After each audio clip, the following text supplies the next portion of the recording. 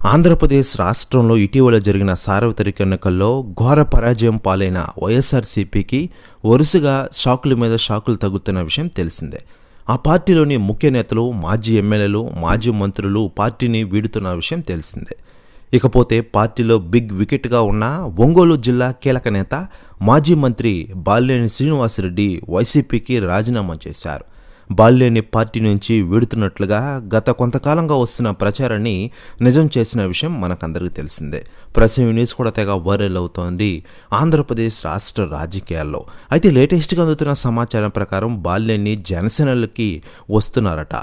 Line కూడా clear అయినట్లు తెలుస్తోంది. ఇకపోతే ఈరోజు విజయవాడలో జనసేన అధ్యక్షుడు, ఆంధ్రప్రదేశ్ డిప్యూటీ సీఎం పవన్ కళ్యాణ్ గారితో భేటీ అవుతారని తెలుస్తోంది. భేటీ అనంతరం పార్టీలు ఎప్పుడు చేరేదని ప్రకటిస్తారట. దీంతో ఫుల్ షాక్లోనట మాజీ సీఎం జగన్ గారు. ఇకపోతే ఆంధ్రప్రదేశ్లో వైసీపీ అధికారం కోల్పోయిన తర్వాత బిగ్ షాక్ తగిలింది. ఇకపోతే బుధవారం తన రాజీనామా లెక్కను పార్టీ అధ్యక్షుడు వైఎస్ జగన్కు పంపారు బాలినేని. పార్టీ అధినేత నిర్ణయాలపై గత కొంతకాలంగా అసంతృప్తితో ఉన్న బాలినేని జగన్ నిర్ణయాలు సరిగా లేనప్పుడు విభేదించారన్నారు. కొన్ని కారణాల వల్లే రాజకీయాలు చేస్తున్నట్లు తెలిపారు.